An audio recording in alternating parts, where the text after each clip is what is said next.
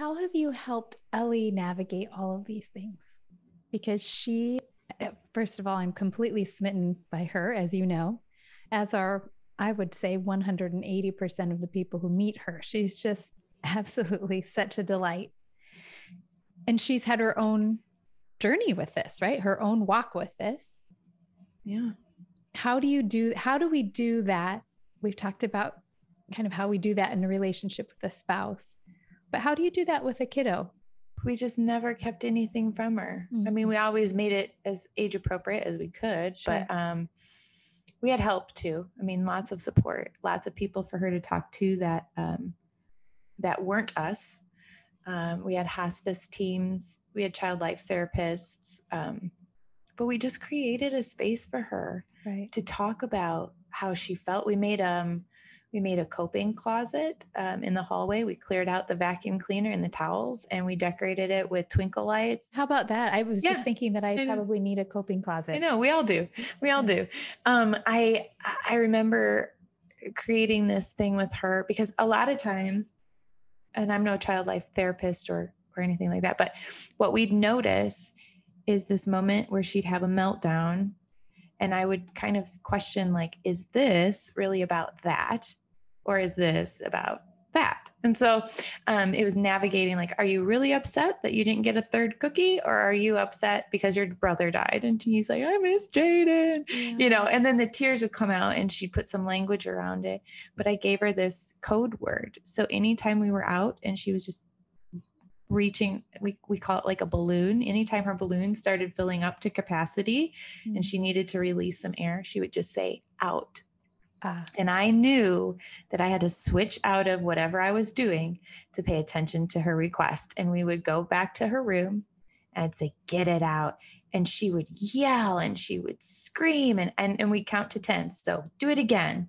Do it again. That's 8. Do it again. That's 7. Do it again. That's 6. And then she would get to a point where that anger and release started turning into tears. And then it started turning into weeping. And then she'd be like, I just miss Jaden.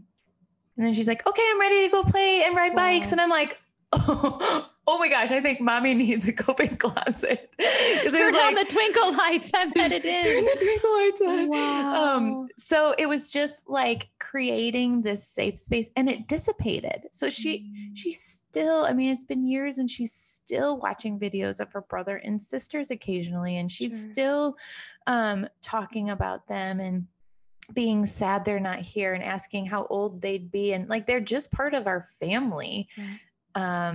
And we joke and we play and, oh, that reminds me of Biwa. And, her hair is so big, and we talk about them, and then we help her with the harder parts too. I remember making like a stick figure on a paper to explain cremation and burning it.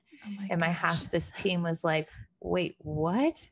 And I'm like, well, I don't know how else to explain how this works. Like why her brother and sister are now like on our mantle. I don't like, so it was like, okay, how can I help a 5-year-old understand this? I feel like she is so well adjusted and integrated and understands life and death in a way that even adults don't, because we created space for her to talk about it. What a gift you gave to her for her whole life. The whole ding dong thing, right? I mean, she will, like I said, we all need the twinkle lights, but she knows how to put words to that. The image of you guys together in her room and you giving license.